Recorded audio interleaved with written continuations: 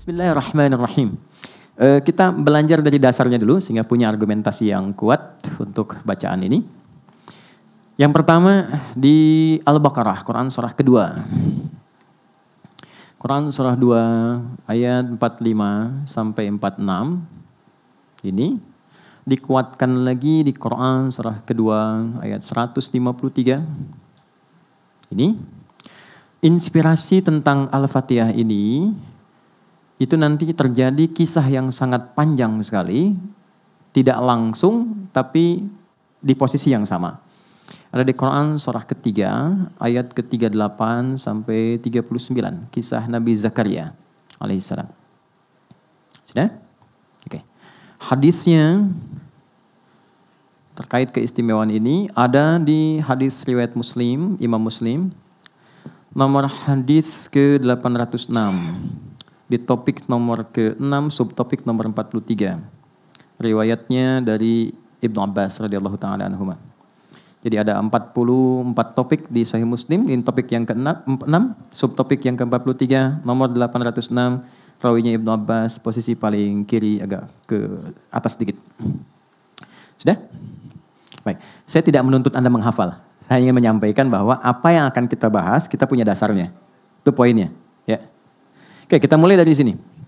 Quran surah 2 Al-Baqarah ayat 45 sampai 46. Wasta'inu bis-sabri was-salah wa innaha lakabiratun illa 'alal khashi'in. Oke, alladzina yadhunnuna annahum mulaqu rabbihim wa annahum ilaihi raji'un. Fokus baik-baik. Wasta'inu. Kalau Anda sedang diuji dengan persoalan apapun itu. Baik ya, saya ulang. Kalau Anda sedang diuji dengan persoalan, apapun itu, maka lihat kata kuncinya, terimalah dulu ujian itu dengan sabar. Itu pesan Allah. Terima dulu ujian itu dengan sabar. Nanti di ayat lain dijelaskan apa fungsi maksud ujian itu. Kenapa mesti kita yang menerimanya? Nanti dijelaskan di ayat lain. Misal, Al-Baqarah ayat 286. Ya, ini rumus. La yukallifullahu nafsan illa wus'aha. Yang pertama, Allah jelaskan, saya tidak akan pernah menguji hambaku kecuali dia punya kemampuan menjalaninya. Dan itu secara psikologi, motivasi yang sangat luar biasa. Jadi kalau saya diuji, rasakan, memang saya yang mampu. Gitu. Jadi kalau Anda diuji, memang cuma Anda yang mampu, yang lain gak mampu. Kalau Anda gak mampu, gak mungkin diberi ujian. Itu sifat keadilan Allah. Di apapun yang sedang kita alami, di kantor, di rumah, di kehidupan kita pribadi, kalau sedang merasakan ada masalah, yakinkan dan bersyukurlah karena Anda yang terpilih mendapat amanah Allah, bukan orang lain. Ketika Anda dipilih, bukan saya, artinya Adi Hidayat gak mampu, Anda yang mampu. Banggalah dengan itu. Lalu Allah jelaskan di ayat lain, saya menguji engkau untuk meningkatkan kualitas hidupmu. Jadi masalah itu diberikan bukan untuk menjadikan hidup kita bermasalah. Tapi memang fitrah hidup itu harus mendapat masalah dan ujian untuk meningkatkan kualitas hidup. Kalau nggak diuji, nggak mungkin kelihatan kualitasnya. Bagaimana anak SD bisa dikatakan layak masuk SMP, dia harus diuji. Begitu lulus, oh ini cocok. Dia bisa siap menerima materi-materi di SMP. Lewat ujian masuk SMP. Diuji selesai, lulus levelnya SMA. Bukankah ketika lulus ujian itu dia naik level? Maka bahasa orang kita kekinian sering mengatakan, Allah pengen naikin level kamu tuh. Ya kan? Jadi yakinkan ketika Anda diuji kata Allah itu, saya bukan ingin memberikan beban pada hidupmu.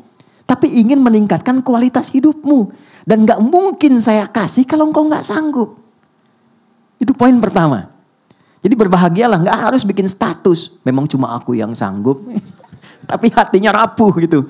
Ya, itu poin pertama tuh. Jadi poin itu nanti baru dikasih motivasi kedua. Turun surah Al-Insyirah. Insyirah itu sesuatu yang lapang.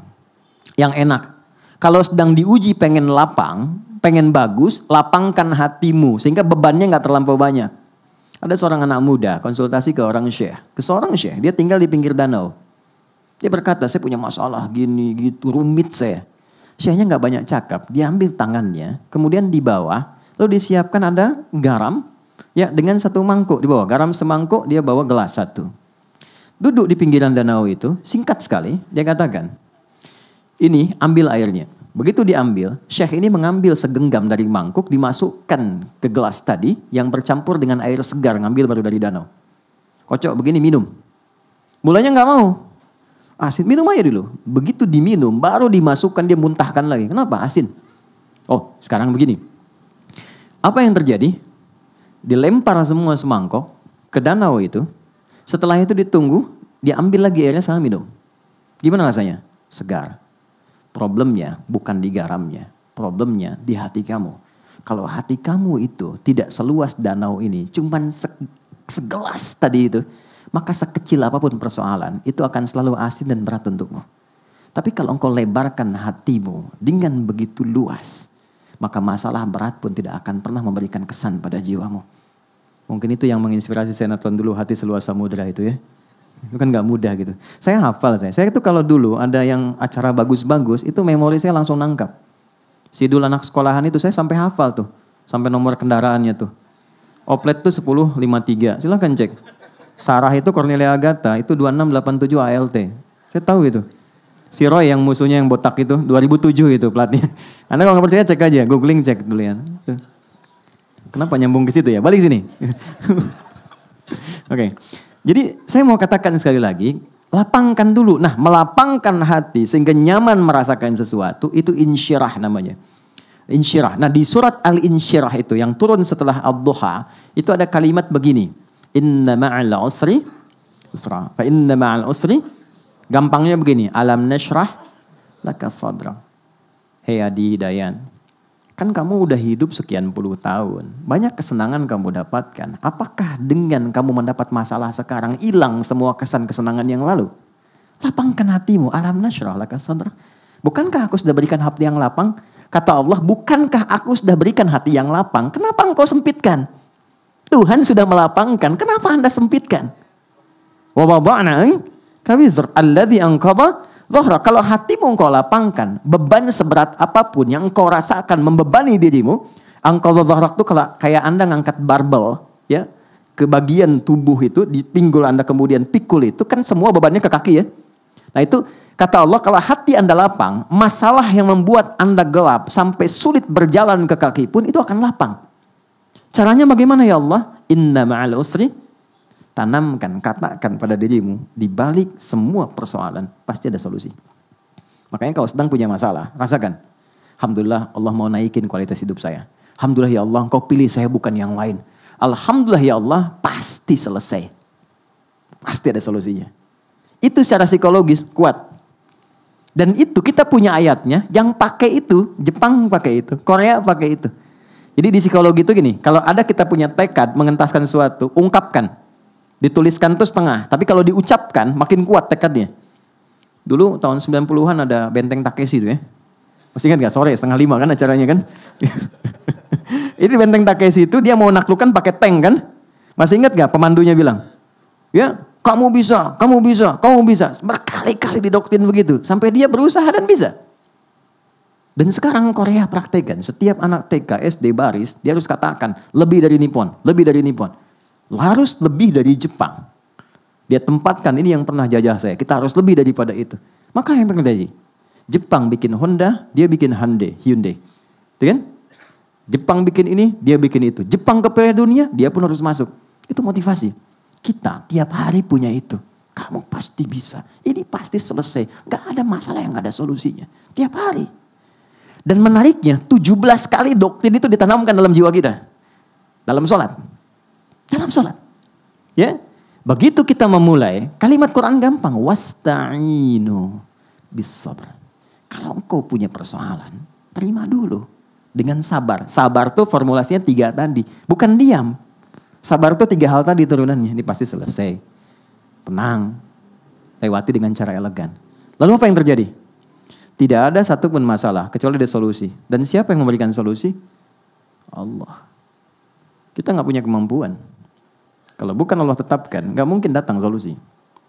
Maka Allah perintahkan, datang kepadaku lewat sholat. Wasta'inu, lengkapi ayatnya. Bisabri was sholat. Datang lewat sholat. Itulah hikmahnya, kenapa sholat 5 kali sehari. Karena nggak ada orang lewat perpindahan waktu yang nggak punya masalah. Nggak ada.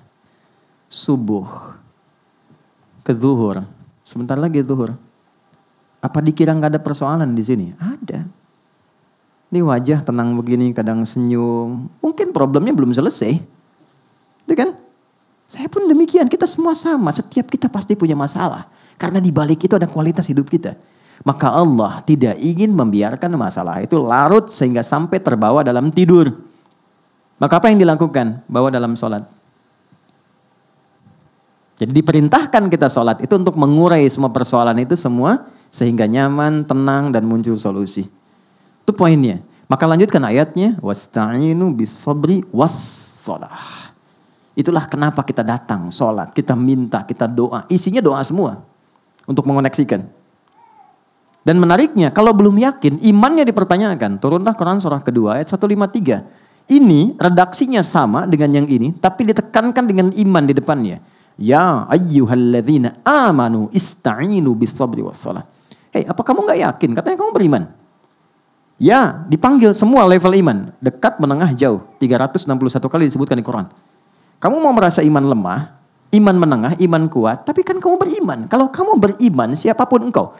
Pakai alladzina 1080 kali disebutkan di Quran. Alladzina itu mencakup semua. Lintas gender, mau laki-laki, perempuan, besar, kecil, tua, muda. Sepanjang kau beriman, kamu harus yakin kata Allah. Aku perintahkan sholat, sifatnya memaksa. Untuk apa? Meningkatkan kualitas hidup, mengurai bebanmu. Kalau kamu gak pengen, itu pilihan kamu, terserah. Kan? Allah gak paksa. Tapi dengan rahmannya, Allah bertanggung jawab dengan sifat rahman dan rahimnya. Memastikan hambanya itu mendapat bagian keadilannya. Panggil. Nah, dalam sholat inilah diberikan kepada kita anugerah untuk membuka dan mengurai semua hal yang kita rasakan sulit. Itulah yang menjadikan semua nabi, rasul, bahkan semua sholat. Anda boleh cek. Ya, kita ambil di Quran saja misalnya. Nabi Musa ketika kesulitan sholat. Ada salat di Quran surah 20 Taha ayat ke-14. Innani anallahu la ilaha illa ana fa'budni wa aqimis salata lidzikri. Musa salat. Nabi Isa, Yesus, Mesiah itu salat. Quran surah 19 Maryam ayat 31 sampai 33. Wa awsani bis shalah wa ja'alani mubarakan aina ma kuntu wa awsani bis shalah. Allah perintahkan aku salat. Nabi Ismail, kakek buyutnya Nabi yang ke-29. Itu salat, bahkan minta semua keluarganya salat. Direkam sempurna di Quran surah ke-19 ayat ke-55. Wa kana ya'muru ahlahu bis-shalah.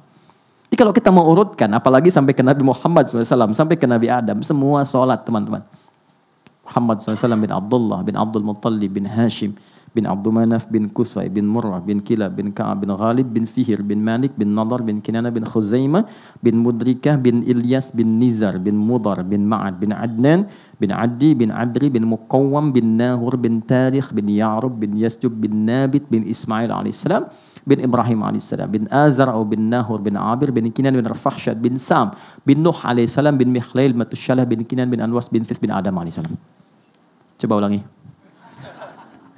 Semua sholat. Nah, Nabi sholat, terus kita yang bukan Nabi nggak sholat, aneh kan? Nah, apa yang didapatkan ketika terkoneksi itu? Bagaimana diurainya? Sebelum Allah ngasih ini, diceritakan dulu kisah ini. Nabi Zakaria berumah tangga, istrinya namanya Eliasobat, atau kita kenal dengan Elizabeth. Ya, itu Elizabeth itu namanya ke istrinya Nabi Zakaria. Punya sepupu nanti namanya Imran. Elizabeth itu punya saudari, adik kakak dengan Hannah, istrinya Imran. Jadi masih sepupuan. Singkatnya begini, nanti dari Imran dengan Hannah menurunkan Maryam, Bunda Maria. Dari Bunda Maria, Maryam menurunkan Isa alaihissalam. Sisi lain, Zakaria itu punya kehidupan rumah tangga yang unik. Setelah berumah tangga cukup lama, mohon maaf, fisik sudah semakin juga letih, rambut sudah memutih, tapi secara medis istrinya divonis monofus dan mandul. Mohon maaf. Jadi klinis mengatakan gak mungkin punya keturunan. Apa yang terjadi? Ini tanda pertama ya. Ini tanda pertama. Tapi harus yakin. Kalau ada manusia mengatakan ini gak mungkin. Itu tanda dari Allah. Supaya kita dipaksa langsung terkoneksi dengan Allah. Dan mengabaikan semua pendapat manusia. Kalau ada yang mengatakan pada Anda ini gak bisa nih. Pekerjaan ini gak mungkin, sulit nih. Itu langsung tanda dari Allah. Tinggalkan opini manusia. Karena Allah ingin memberi anugerah Anda langsung tanpa perantara. Maka lakukan sholat. Maka Zakaria alaihissalam sholat. di mihrabnya Maryam. Direkam sempurna di Quran surah 3 Ali Imran di ayat ke-38 sampai 39. Hunalika da'a Zakaria rabbah. Di mihrab itulah Nabi Zakaria salat minta kepada Allah, berdoa. Qala rabbi habli min ladunka dzurriyyatan thayyibah innaka sami'ud du'a. Beliau berkata, ya Allah, semua mengatakan istriku tak akan punya keturunan. Dia memvonis, mereka memvonis ini enggak mungkin, mustahil. Maka aku memohon saja kepadamu yang tidak punya batas dalam pemberian. Sifat Allah yang memberi tanpa batas disebut Wahhab. Cara memintanya hab. Makanya 99 nama itu bukan hafalan. Tapi semua nama Allah terkait dengan anugerah untuk kita dalam mengentaskan masalah. Masalahnya rezeki sebut ya Allah ya Razzaq. Masalahnya ilmu ya Allah ya Alim. Ingin solusi ya Allah ya Fattah. Ini pengen pemberian yang tanpa batas. Ya Allah ya Wahhab. Ya. Habli min ladunka, darimu saja, karena orang sudah mengatakan gak mungkin. Ya, dzurriyyatan thayyibah, keturunan terbaik, innaka sami'ud du'a. Engkau pasti mendengar doa saya. Kalau kepada yang Maha mendengar tak terkabulkan, tunjukkan kepadaku kepada siapa lagi saya mesti minta. Itu enggak tunggu lama. Beliau itu masih berdiri, teman-teman. Begini. Ya. Teman-teman kalau lihat risalah orang Yahudi itu enggak ada masalah masuk masjid. Karena mereka sebenarnya punya keyakinan yang sama, Tuhannya satu. Cuman gak mengakui Rasulullah sebagai nabi. Itu aja poinnya, persoalannya itu. Tapi dia gak ada masalah masuk masjid. Makanya di masjid pun kalau masuk, dia masih mempertahankan cara sholat dia di waktu lampau. Dia gak ada sujud. Cuman berdiri begini, nanti bangun lagi. Gitu ya. Nah itu nasabnya ada. Tapi problemnya tetap ketika Nabi Muhammad itu diutus, itu penyempurna. Semua mesti ikut. Karena menyempurnakan, ini ditolak. Itulah sebabnya, padahal yang mengharapkan Nabi Muhammad lahir itu dulu yang minta orang Yahudi. Kita ada di Al-Baqarah, di ayat yang ke-89. Itu mereka berharap. Tapi ketika dikirimkan, mereka pengennya dari genealogi mereka. Ini garisnya harus dari Ishak. Ternyata datangnya dari garis Nabi Ismail. Maka karena iri dan tidak punya keinginan untuk menerima, ditolaklah itu. Itu problemnya. Tapi yang mau saya katakan, dari dulu diajarkan tentang sholat. Nabi Zakaria itu masih berdiri minta. Doa tadi itu saat berdiri. Dan dalam keadaan sholat. Begitu dahsyatnya sholat. Begitu selesai doanya, belum selesai sholatnya, turun jawaban. Ayat 39-nya. Fanadathul malaikatu wa huwa qaimun yusalli fil mihrab. Maka belum selesai sholatnya, baru selesai doanya, turun malaikat. Sedangkan Zakaria itu masih berdiri dalam sholatnya. Annallaha yubashshiruka bi Yahya. Allah kasih kabar gembira kata malaikat, engkau akan punya keturunan namanya langsung dari Allah Yahya. Yang kata orang mustahil lahir dari rahim seorang perempuan yang divonis menopause dan mandul, kata Allah enggak ada yang mustahil bagiku. Jadi dan hidup dia. Yahya itu hidup artinya. Jadi dan hidup. Kapan terjadi? Saat berdiri dalam sholat. Jadi sholat itu penting, mengurai persoalan, mengabulkan doa. Dan berkahnya kita menjadi umat Nabi Muhammad. Dahsyat nabinya, istimewa, ibadahnya luar biasa.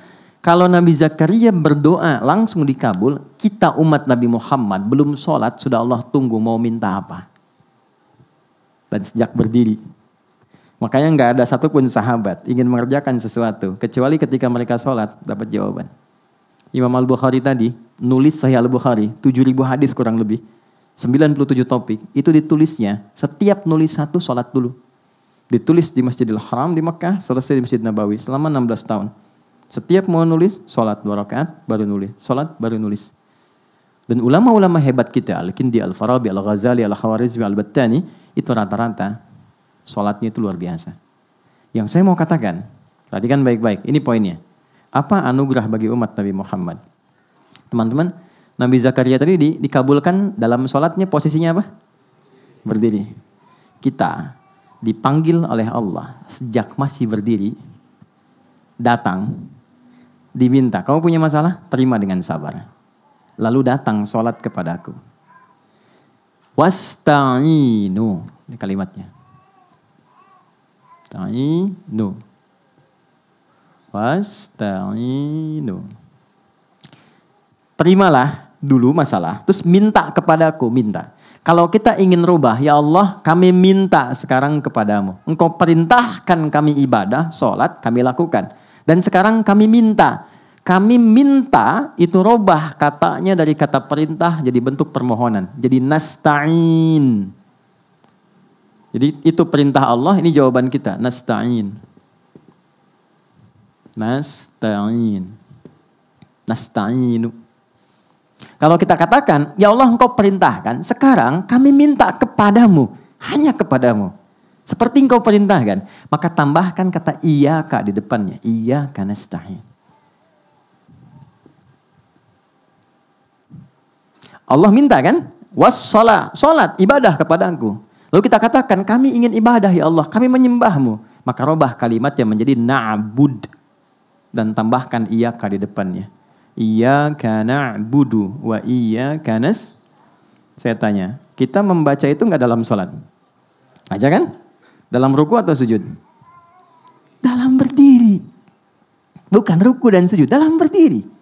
Dan itu dibaca dalam Al-Fatihah. Tahukah Anda apa hadis tentang ini? Silakan cek. Kita akan temukan hadis sahih dari sahabat Abu Hurairah. Berikan kalimatnya, lihat baik-baik. Idza qala al-'abdu, kalau seorang hamba salat, itu bukan kalimat hampa yang dia bacakan. Begitu dia mengucapkan alhamdulillahi rabbil alamin, qala Allahu azza wa jalla, ternyata kalimat kita langsung dijawab oleh Allah. Hamadani 'abdi, hambaku sedang memujiku.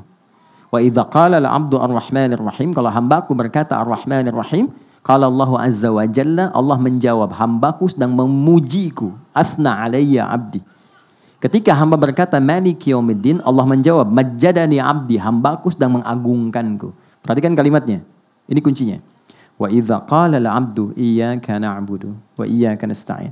Kalau hambaku benar salatnya dari mulai takbir sampai ke kalimat ini, iyyaka na'budu wa iyyaka nasta'in. Lihat kalimatnya. Hadza baini wa baina 'abdi. Ini perjanjian aku dengan hambaku. Wali 'abdi ma sa'al.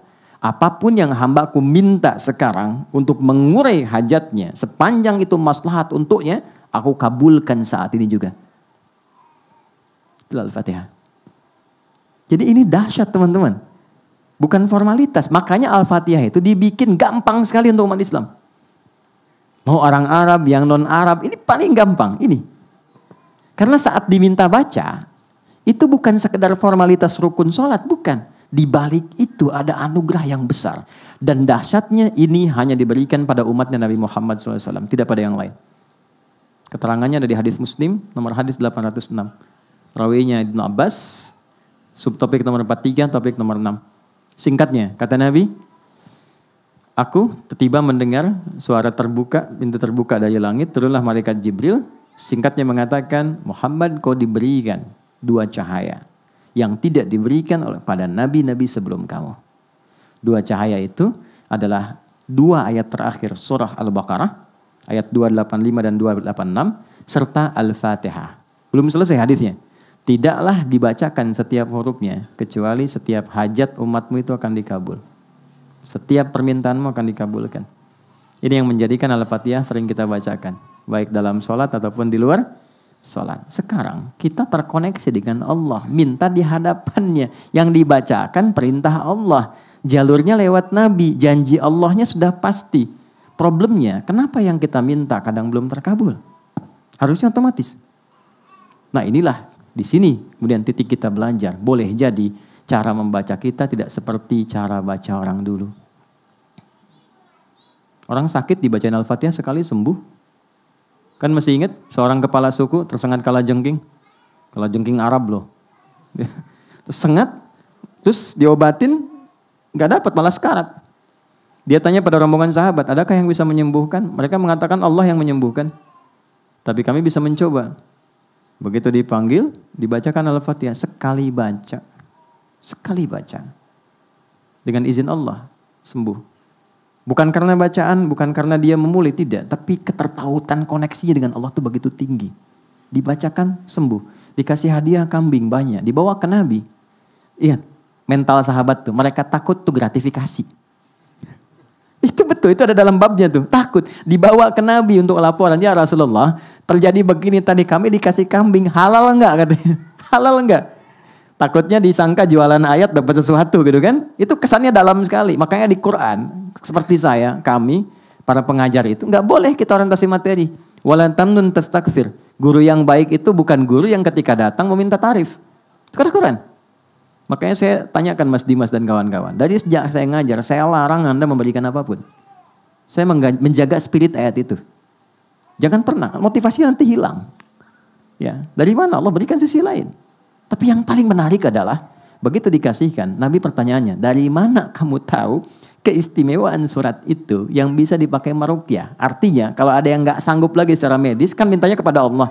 Tahu dari mana jalurnya pakai surat itu? Ya kan? Nabi pertanyaan retoris sebetulnya. Dan mereka pahamnya yang baru diajarkan itu. Ya udah nggak ada yang lain, pakai aja itu. Ya, kalau yang diajarkan Qul Huwallah mereka baca Al-Ikhlas kan? Ini Nabi ketawa, yuk kita makan sama-sama. Dinikmati. Tapi poin besarnya adalah ketika Allah menginginkan semua persoalan terurai, pintunya dibuka dari mulai dunia sampai dengan ke surga, sampai kebaikannya, maka dalam bahasa Arab disebut dengan Al-Fatihah. Itulah sebabnya cara baca kita mesti diperbaiki. Kita mesti memaknai apa yang kita bacakan, dan di titik inilah kita belajar tentang bagaimana menghadirkan Al-Fatihah dengan cara yang benar saat sholat. Bisa dipahami? Oke, ini muqaddimah kedua. Sekarang kita masuk kepada inti pelajaran cara baca Al-Fatihah. Kita masih ada waktu? Oke. Saya berhenti di 20 menitan sehingga kita punya sekitar 30 menit untuk diskusi ya. Teman-teman kita mulai. Al-Fatihah ada 7 ayat. Saya ulang ya. Ada 7 ayat. Supaya kita keluar dari perdebatan, simple aja. Kita bacakan dari Bismillahirrahmanirrahim sampai Waladhdallin. Jelas? Bismillahirrahmanirrahim. Alhamdulillahirrabbilalamin. Ar-Rahmanirrahim. Maliki yaumiddin. Iyyaka na'budu wa iyyaka nasta'in. Ihdinas siratal mustaqim. Siratal ladzina an'amta 'alaihim ghairil maghdubi 'alaihim waladdallin. Jelas? Oke, 7 ini. Saya mulai dari bacaannya dulu. Baik ya. Kita mulai dari ayat pertama. Kita ambil keberkahannya yang baik. Teman-teman boleh ikuti supaya setidaknya kita pernah membacakan itu di tempat ini. Dan mudah-mudahan jadi saksi kebaikan untuk kita semua. Bismillahirrahmanirrahim. Oke. Saya notice satu saja. Baca Quran itu tidak dituntut irama. Yang penting benar bacanya. Tapi nanti mu'jizatnya, setiap kita itu seakan punya kode identitas sendiri. Jadi kalau kita sudah paham cara bacanya, nanti setiap orang punya irama sendiri yang khas untuk dirinya. Itu yang membedakan Quran dengan irama-irama musik. Ya, musik ada notasi kan? C, D, F, G, B, C, G, B, C, D, F, G, D, F, G, A, B, C, D, A, B, C, D, F, G, A, F, G, A, B, C, D, E, B, C, D, F, G, A, S, B, F, G, A, S, B, C, D, A, S, B, C, D, A, S, B, C, A, S, B, C. Betul ya Mas Arman ya? Kurang lebih lah begitu gitu. Tapi saya nggak hafal main, cuma saya riset gitu. Ya, yaitu dari da, ro, mim, fa, sod, lam, sin, dal. Da, re, mi, fa, sol, la, si, do. Diambilnya dari rumus bahar. Di zaman jahiliyah ada 16 rumus notasinya disebut dengan bahar namanya. Nanti di ilmu arud adanya. Tawilun lahudun al-bukhuri fadailu fa'ulun mafa'ilu. Kifa nabki min dzikra habibin wa manzili bisaqtil wa baina dakhuli fahaumali. Rajas mustaf'ilun. Sautus safiril bulbuli hayya qalbi thamili al-ma'u wa zahru ma zahri lahdul muqali fa anta ya sayyidali wa sayyidi wa maulali fakam tajimmuni ghazayilun uqayqali qataftuhu min alatina fi hadha ar-rajuli faqala la faqad ghada muharwili. Baru masuk wal walad wali wa walili faqultu la tuwalwili fabayyinu lu'lu ali qalat law hina kadan wa radul muqali kahatan ka qaila li tabtabuli madid mufa'alatun fa'ilatun tala'al badru alaina min thani ya tilwada. Itu iramanya sudah ada notasinya dulu. Itu yang diserap di era Islam diganti jadi nazam. Nazam itu yang punya nilai, yang dulunya nggak ada nilai. Jadi lihat sesuatu langsung jadi syair, jadi irama. Ada khayal, imajinasi. Di Islam beda, mesti ada value-nya. Makanya ketika dibawa ke masa Islam itu jadi nazam. Nazam itu punya value. Dengan rumus yang sama, jadi dibawa ke gramatikal bahasa Arab muncul alfiyah. Qala Muhammadun huwa ibnu Maliki Ahmadu rabbillah khaira maliki musalliyan ala nabiyil mustafa wa alihil mustakmilina syarafa. Terus sampai ke bawah, itu kalau hafal itu 1000 bait, lancar bahasa Arab dengan gramatikalnya. Punya value. Dibawa kemudian ke apa lagi? Ke hadis ada alfiyahnya Suyuti. Itu semua punya nilai. Makanya saya sarankan teman-teman yang bikin lirik, bikin lagu, bikin syair, sepanjang Anda Muslim harus ada value-nya. Bukan cuma kosong, gak ada nilainya gitu. Mesti ada nilai yang dibawa. Dan itu dipuji di Quran surah ke-26 Asy-Syu'ara. Kalau Anda baca dari ayat 227 sampai ke akhir, itu dibedakan. Mana penyair yang hampa, mana penyair beriman yang punya lirik, yang punya nilai. Di balik liriknya itu ada nilainya. Ya. Nah ini poin. Balik lagi kepada apa yang tadi kita bacakan. Quran beda. Jadi nggak usah membaca Quran, memaksakan dengan irama-irama musik, gak akan ketemu. Karena gelombangnya beda. Gak percaya silakan. Kang Arman ngimamin, makmum di belakang. Baca Al-Fatihah, pakai irama Manuk Dadali. Iyyaka na'budu wa iyyaka nasta'in. Bubar mas. Alam nasyrah laka sadrak. Gak akan mungkin bubar. Karena gak sama. Jadi kita gak harus repot punya irama begini. Kayak gak usah. Cukup bacakan dengan suara kita. Keluar sendiri. Dan itu kita hafal. Orang tua kita dulu kan cuma pakai lampu semprong. Nggak pakai irama-iramaan, tapi kita hafal, indah, meresap, dan tahu, oh itu ibu ini, itu ibu itu menarik. Oke. Bismillahirrahmanirrahim. Alhamdulillahi rabbil alamin. Oke, ada ain, alamin. Sedikit saja. Kalau kita A dengan A itu sakit. Alamin orang-orang sakit. Alamin semesta alam. Alhamdulillahi rabbil alamin. Ar-Rahmanir Rahim. Maliki yaumiddin. Oke, stop sebentar. Jadi kalau teman-teman pernah dengar Malik Yaumiddin itu bisa dibaca dengan 2 cara. Ini informasi saja. Bisa maknya pendek, bisa panjang. Jadi ada riwayat yang pendek, ada riwayat panjang. Tapi ini cara baca tidak merubah makna. Karena orang Arab dulu punya karakter. Ada yang kalau biasa baca ini, dia biasa begitu bacanya. Bukan cuma di Quran, dia ada dialek. Jadi kalau dipaksa-paksa pun sampai kiamat kurang 2 hari, itu sulit. Nah, Quran datang mengakomodir supaya bisa mudah dibaca tapi tidak merubah makna. Jadi bisa pendek, Maliki yaumiddin. Bisa panjang, Maliki yaumiddin. Nah, kita baca yang panjang saja, yang biasa dari Hafiz dari Asim. Saya ulang, Maliki yaumiddin. Iyyaka na'budu wa iyyaka nasta'in.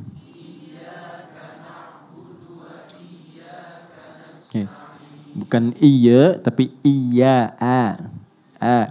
Iyyaka na'budu wa iyyaka nasta'in.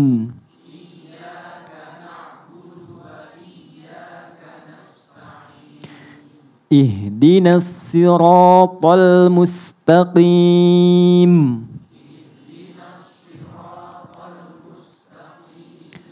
Ihdinas siratal mustaqim. Siratal ladzina an'amta 'alaihim ghairil maghdubi 'alaihim.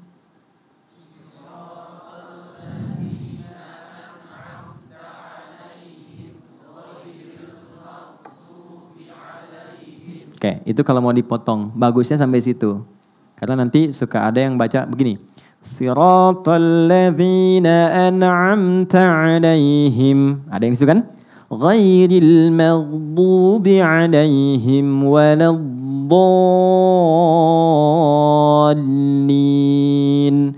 Bagus bacaannya, cuma secara wakaf kalau mau tepat itu ada saja namanya. Jadi im ketemu him. Berhentinya lebih bagus. Dan secara nahu gramatikal lebih benar. Siratal ladzina an'amta 'alaihim ghairil maghdubi 'alaihim. Kalau mau berhenti. Kalau kita nafasnya cukup panjang, disatukan bagus. Siratal ladzina an'amta 'alaihim ghairil maghdubi 'alaihim waladdallin. Oke, sekarang kita satukan dulu. Siratal ladzina an'amta 'alaihim ghairil maghdubi 'alaihim waladdallin. Amin. Baik. Yuk, itu bacaannya. Nanti teman-teman bisa putar lagi, bisa ulang, bisa lihat. Yang ingin saya ajarkan yang mahalnya. Ini. Mana tadi ya?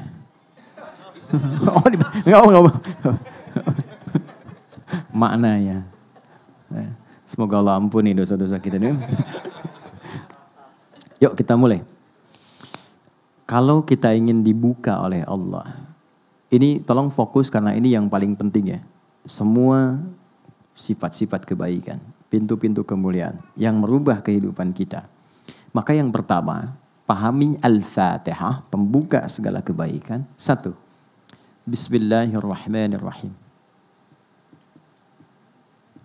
Saya agak cepat. Mas Baim rata-rata berapa ya kita kalau ngaji hadir? Mas Dimas? 120-an ya. Saya pernah kirim mushaf gak ya? Mas Dimas mana kelihatan? Ada. Pernah kirim mushaf gak? Belum ya? Oke, nanti Mas tolong catat ya. Nanti saya kirimkan mushaf supaya nanti mushafnya kita semua seragam. Nanti pas ngaji itu ngaji lagi ketemu saya, nanti tinggal dibuka, nanti interaksinya lebih enak, lebih gampang. Jadi kalau saya sebutkan, saya halaman sekian, buka nomor sekian, ini jadi lebih gampang. Dan itu dari saya aja ya, dan tidak boleh bayar. Kalau memang kita cetak itu untuk diwakafkan, itu ada, insyaallah. Ya, lihat sini teman-teman. Bismillahirrahmanirrahim. Tolong Anda cek Quran surah 96 ayat 1. Iqra bismi rabbikal ladzi khalaq. Quran surah 96 Al-Alaq ayat 1. Masih ingat wahyu pertama yang turun pada Rasulullah apa? Bukan Iqra. Jangan maksa. Iqra. Oke. Yang turun pada Nabi itu bukan Iqra. Yang pertama turun pada Nabi itu Iqra bismi rabbikal ladzi khalaq. Karena ketika turunnya Iqra, Nabi menjawab apa? Ma ana biqari, saya nggak bisa baca. Tapi Allah turunkan langsung Iqra. Gini. Bismi rabbikal ladzi khalaq.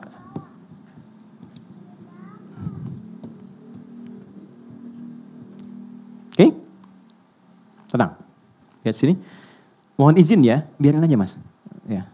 Enggak apa-apa. Kita udah punya koneksi. Peci saya udah dipakai sama Kiano, enggak ada masalah. Ya. Anak kecil tuh dengan dunianya, saya senang anak kecil. Biarin aja enggak apa-apa. Dan jangan Anda merasa sulit. Enggak ada masalah. Saya malah senang, saya nyaman. Dulu ada pengajian di Bekasi, kita tiap pekan. Itu ada anak bolak-balik, bapaknya resah. Ditarik sama bapaknya, saya bilang, Pak biarkan aja. Cara belajarnya begitu. Kalau saya resah itu kalau bapak yang bolak-balik. Anak biarin aja.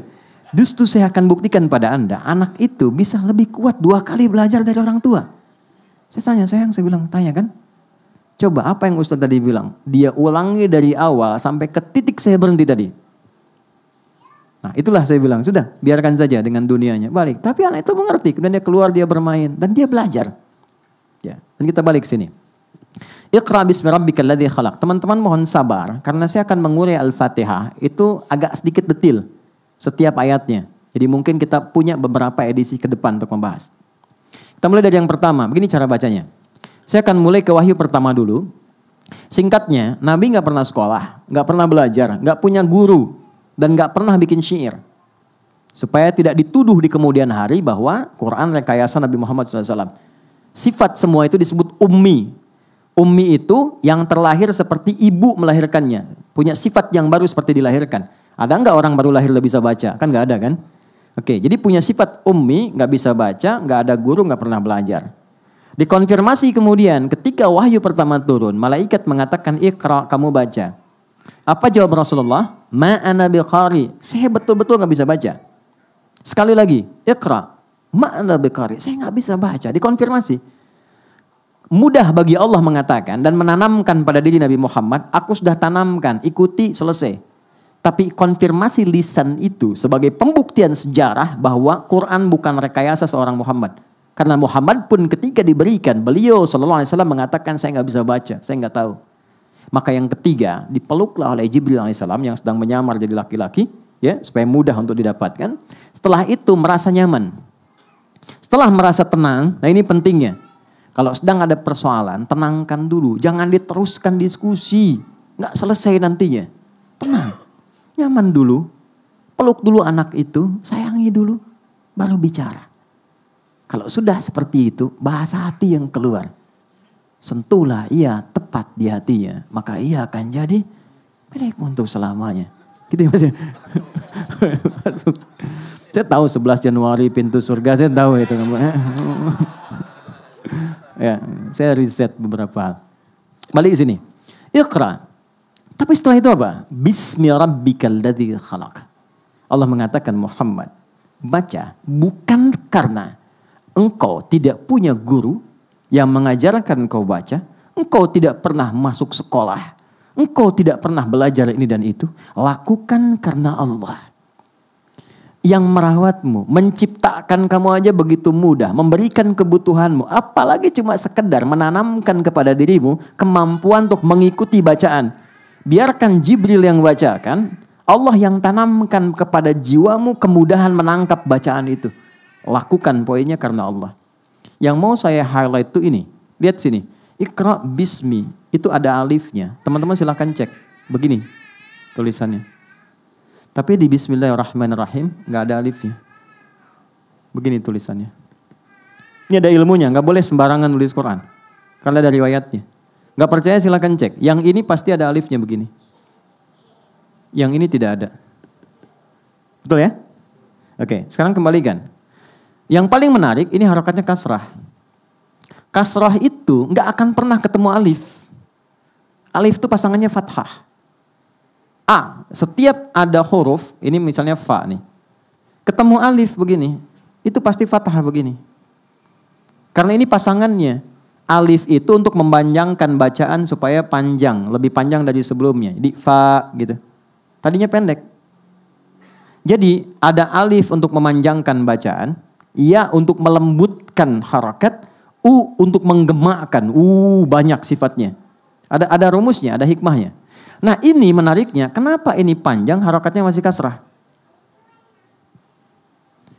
Kalau semua dikerjakan karena Allah, yang membuat yang kompleks saja begitu mudah. Apalagi hanya menjadikan yang kita rasakan panjang, berliku, berat, penat. Untuk Allah ringankan, bahkan Allah hilangkan sampai kasrah, jatuh ke bawah dan pecah. Kasrah itu dari kasrah, sesuatu yang pecah, jatuh, hilang. Sehebat apapun kita meraih sesuatu, pada akhirnya akan jatuh, pecah. Lembut, hilang, kecil, khafad. Ini adalah pesan besar dari riwayat. Dulu, Nabi berusaha membaca dengan kemampuannya. Mengingat saya nggak pernah belajar, saya susah. Allah memberi pelajaran, lakukan karena Allah. Semua yang dikerjakan pada Allah akan menjadikan yang panjang, yang berliku, yang sulit akan cepat untuk dilakukan. Karena itu ketika dibaca alifnya nggak dianggap. Iqra bismi, nggak panjang lagi. Tapi kenapa dipertahankan? Untuk memberikan kesan bahkan. Kenapa persoalan itu terus rumit? Karena jarang kita gantungkan kepada Tuhan. Kita mengandalkan kemampuan kita untuk menyelesaikannya. Disitulah kemudian yang tadinya simpel menjadi panjang dan rumit. Itu problem. Karena itu bahasa Nabi Ya'qub mengatakan kalau aku punya masalah, yang pertama aku curhatkan itu Allah. Itu ada di Quran surah 12 ayat 86. Innama ashku bathi wa huzni ila Allah. Aku tuh kalau curhat, yang pertama aku curhat itu Allah dulu. Poinnya apa? Walaupun masalah belum tuntas, tapi Allah lapangkan hatiku. Curhatnya sama Allah tuh enaknya Pak. Curhatnya itu enaknya membuat hati kita lapang. Sama manusia itu belum tentu lapang. Paling-paling kita merasakan beban terbagi sedikit lah. Sama Allah tuh lapang. Anda nggak percaya? Ada masalah, wudu, bentangkan sajadah, sholat 2 rakaat, begitu sujud nangis, selesai itu lapang. Walaupun solusi belum datang. Alih-alih curhat di media sosial. Membuat persoalan makin kompleks. Gak nyangka ya kamu begitu. Nyangka tuh. Orang kalau sedang bilang gak nyangka, dia sedang nyangka itu. Nah, kita diajarkan begini. Kenapa di sini alifnya tidak ada? Ya kan? Langsung kemudian dihilangkan. Ingin memberikan kesan kepada kita. Kalau setiap persoalan kita ingin dibuka, Al-Fatihah, gerbangnya dibuka, kemudahannya ditampilkan, maka jangan pikir panjang lagi, jangan terlalu rumit. Cepat curahkan, semua mohonkan kepada Allah. Itulah sebabnya kita diajarkan baca Bismillahirrahmanirrahim di semua aktivitas kita. Masih ingat hadisnya? Kullu amrin dzibalin la yubda'u fihi Bismillahirrahmanirrahim fahuwa abtar. Setiap perbuatan baik yang tidak dimulai dengan Bismillahirrahmanirrahim itu terputus. Terputus keberkahannya, terputus pahalanya, dan terputus jalur koneksi cepatnya. Duh. Tapi ingat, Nabi katakan perbuatan baik. Karena kalimat ini kalimat terbaik yang akan sulit diucapkan pada perbuatan yang kotor. Makanya ketika dipaksakan jadi kontroversi yang merendahkan pelakunya. Gak ada orang minum bir pakai Bismillahirrahmanirrahim. Makanya kalau mau coba bikin konten dengan kata-kata baik pada hal yang kotor, pasti akan merendahkan dirinya. Yang akan diterima hanya celaan, cacian, keburukan, dan sebagainya. Karena baik tempatkan pada yang baik, yang kotor kita jauhi.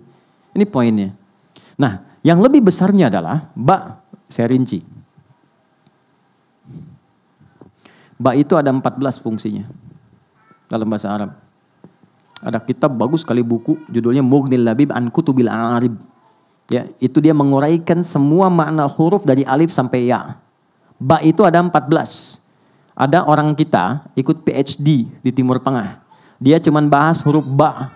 Di surat Al-Maidah ayat ke-6 tentang wudu saat basuh kepala itu pakai ba. Wamsahu biru'usikum. Kok ada ba? Yang lainnya nggak pakai ba. Itu baru bahas huruf ba 1 dapat doktor. Anda yang belum silahkan. Ada ta, ada fa, ada jim sampai ya tuh. Ini 14. Nah, 14 ini yang sesuai dengan ini apa? 1. Ada namanya musahabah, al-musahabah. Ada namanya al-ilsaq. Ada namanya ghayah. Cepat saja. Saya mulai dari bawah dulu paling gampang. Ghayah itu tujuan. Lakukan semua kegiatan yang baik itu tujuannya untuk mendapat ridha Allah, supaya Allah suka. Tarik perhatian Allah. Begitu kita dapat perhatian Allah, Allah buka semua akses. Anda dapat perhatian pemimpin, ya, dapat perhatian bos, dapat perhatiannya, semua dibuka kan aksesnya. Kita dapat perhatian Allah, itu semua dibuka kemudahannya. Maka huruf ba di kalimat Bismillahirrahmanirrahim mengajarkan jika mengerjakan segala apapun, maka tempatkan tujuan utama itu untuk mendapatkan ridha Allah. Karena Allah. Bismillah, aku mengerjakan perbuatan ini supaya Allah ridha. Kalau sudah Allah ridha, maka dengan rahmannya Allah buka pintu kemudahan dunia. Dengan rahimnya dijadikan itu berpahala yang memudahkan saya ke surga. Itu poinnya. Contoh, saya mau makan, mau minum. Nabi ajarkan, khudh biyaminika ma yalik. Kalau Anda mau makan, mau minum, ambil yang terdekat. Jangan yang paling jauh. Karena itu orang tua kalau nata makanan itu usahakan mengenali orang-orang di rumah, tempatkan yang paling disukainya dekat dengannya. Anak pertama suka ayam, ayamnya goreng, tempatkan dengan dia. Dekatkan. Yang satu suka tempe, dekatkan. Jadi nanti ketika mengambil paling gampang. Yang repot kalau tertukar, repot ketika melampaui adabnya dipandang kurang elok dalam Islam. Saya punya teman dari Pakistan sama India. Kan di Timur Tengah itu makan pakai nampan. Itu ayamnya ngumpul di bagian India. Pakistan gak ada. Ini nyata cerita. Jadi begitu mau makan diajak ngobrol dulu. Malah ngobrol dia putar-putar begini tuh. Begitu udah sampai ayamnya di depan teman Pakistan. Yang India sadar. Dia jawab apa? Biarkan bumi berputar pada porosnya. Dia putarin lagi. Oke, ba. Bismillahirrahmanirrahim. Makna kata ba di Bismillahirrahmanirrahim. Fokus. Adalah saya ingin minum ini untuk mendapatkan ridha Allah. Maka ketika seseorang mengatakan bismillah dan dia minum, dia nggak mungkin menyentuh minuman yang Allah nggak sukai. Karena di situ ada fungsi apa? Musahabah. Musahabah itu merasa diawasi, dilihat. Jadi kalau Anda ingin benar, ingin hasilnya berkah, ingin bagus, rasakan ketika beraktivitas sedang dilihat Allah. Itu mahal, itu cuma di huruf ba. Anda bekerja karena apa? Saya tanya nih pada teman-teman yang laki-laki ya. Anda mencintai istri dan keluarga itu karena sayang atau karena Allah? Susah ya. Susah kan? Ketika Anda tempatkan cinta itu di dalam satu bejana rahmatnya Allah, supaya Allah ridha, maka itu yang mendatangkan samara, sakinah, mawadah, dan rahmah. Tapi kalau Anda hanya tempatkan pada ikhtiar Anda, jalannya berliku teman-teman. Berliku. Makanya samara di Quran dibukanya pakai ayat. Coba di Quran surah ke-30 ayat 21. Itu ayat dulu baru samara. Wa min ayatihi, ayat. An khalaqalakum min anfusikum azwaja litaskunu ilaiha sakinah wa ja'ala bainakum mawaddah wa rahmah. Kalau kita menempatkan pasangan sebagai titipan Allah dan mencintainya karena Allah, lalu kita ikuti apa yang Allah inginkan untuknya, itu demi Allah dipermudah jalannya. Permudah. Dan didahulukan sakinah. Karena fungsi rumah tangga itu bukan kemewahan. Tujuan utamanya bukan dapat kemewahan. Yang paling dasar itu kebahagiaan. Kata Quran itu, maaf ya, salah kalau orang nikah itu hanya ingin mendapatkan materi. Materi itu betul penunjang. Perhatian itu penunjang. Tapi tujuan pokoknya kedamaian. Supaya ingin tenang. Peace, damai, enak, tenang, bahagia. Antum pilih deh. Kaya tapi gelisah atau miskin tapi tenang. Gak ada pilihan ketiga, gak usah maksa. Kaya tapi gelisah atau miskin tapi tenang. Mau miskin susah ngucap gitu kan. Oke, kaya tapi tenang. Karena itu sakinah didahulukan. Nah, Bismillahirrahmanirrahim itu membuka semua gerbang kemuliaan tadi. Maka dari itu, orang-orang yang lekat dengan ini, gak mungkin dia baca Bismillahirrahmanirrahim 17 kali melakukan maksiat, gak mungkin. Kalau benar macanya. Makanya ketika mengucapkan huruf ba, Bismillah, rasakan kita diawasi Allah. Itu poinnya. Nah ketika seseorang membaca dengan benar dengan huruf ba itu, maka muncullah ismun. Ismun itu disebut dari nama. Asalnya dari kata sumuwun, sesuatu yang tinggi. Makanya beri nama seseorang itu dengan baik, supaya dia dihormati, ditinggikan dalam kehidupan sosialnya. Wasmun wa fi'lun thumma harfunil kalim. Wahiduhu kalimatun wal qawlu am wa kalimatun biha kalamun qad yu'am. Ada 3 hal manusia dinilai dalam kehidupannya. Satu dengan namanya. Beri nama yang bagus supaya dia terhormat. Ya, Anda boleh punya hobi, tapi lihat hobinya itu ketika diberikan dengan nama kepada anak, mengangkat martabatnya enggak? Jangan sampai ketika hobi Anda A diberikan kepada anak, jadi dibully. Cari yang terbaik, itu ismun. Ditinggikan, tinggi itu sumu. Ketika Anda mendekatkan segala kegiatan karena Allah, tujuannya lillah, dan merasa diawasi oleh Allah, Anda mendapat tempat tinggi di hadapan Allah. Karena itu dilekatkan dengan kalimat Allah, Bismillah. Lakukan karena Allah, tujuannya karena Allah, maka Allah tinggikan Anda sebelum Anda mendapatkan dan melakukan apa yang sedang Anda kerjakan. Maka dibukalah dengan itu rahman Allah. Ini yang menjadikan kata Rahman dan Rahim sepaket turun. Ar-Rahman, Rahim. Rahman, sifat kasih Allah yang luas untuk kehidupan dunia khususnya. Semua diberi. Jadi kalau sudah paham Bismillahirrahmanirrahim, akses dunia itu gampang. Ya. Rahim, itu kasih Allah yang diberikan bagi hambanya yang lulus ujian dunia saat pulang ke akhirat. Ya. Pintu surga itu ini nih, rahimnya Allah. Dunia, rahmannya Allah. Dan itu mesti seimbang. Allah paling gak suka ada orang ngejar akhirat lupa dunia. Karena risalah kita di dunia. Dan Allah lebih gak suka ada orang larut dalam dunia gak ingat akhirat. Maka itu mesti ada keseimbangan porsinya. Itu yang sering kita katakan sapu jagat. Dunia akhirat seimbang. Ya, Rabbana atina fid dunya hasanah wa fil akhirati hasanah. Keseimbangan itu waqina adzabannar. Itu di Quran surah kedua di ayat ke-201 paling kanan sebelah bawah di mushaf. Wa minhum may yaqulu rabbana atina fid dunya hasanah fil akhirati hasanah wa qina adzabannar. Nah, saya mau tutup saat teman-teman saya, Anda kita baca Al-Fatihah dalam sholat, rasanya begini enggak? Benar enggak karena Allah kerjanya? Benar enggak merawat keluarga itu karena Allah? Benar enggak menyayangi anak karena Allah? Kalau betul-betul karena Allah bukan karena cinta, dilihat nggak sholat dia, kenal Allah nggak? Anak belajar apa? Dikenalkan Allah nggak? Kan dihisab sebagai orang tua. Ya, pasangan udah deket, kenal nggak sama Allah? Udah deket belum? Deket tuh relatif, minimal kenal. Sehingga dengan kenal itu terjaga. Maka kita ucapkan tiap hari dalam Al-Fatihah, Bismillahirrahmanirrahim. Kita bertekad, ya Allah kalau kurang aku perbaiki nih, tutup yang kurang itu. Aku berjanji, setelah ini akan lebih baik.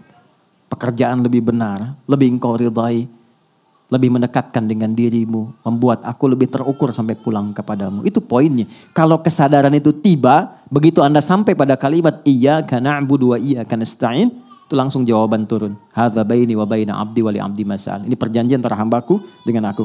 Kalau komitmen dia benar sampai tadi itu, aku kabulkan apapun yang dia minta sekarang. Itu caranya teman-teman. Baca gampang.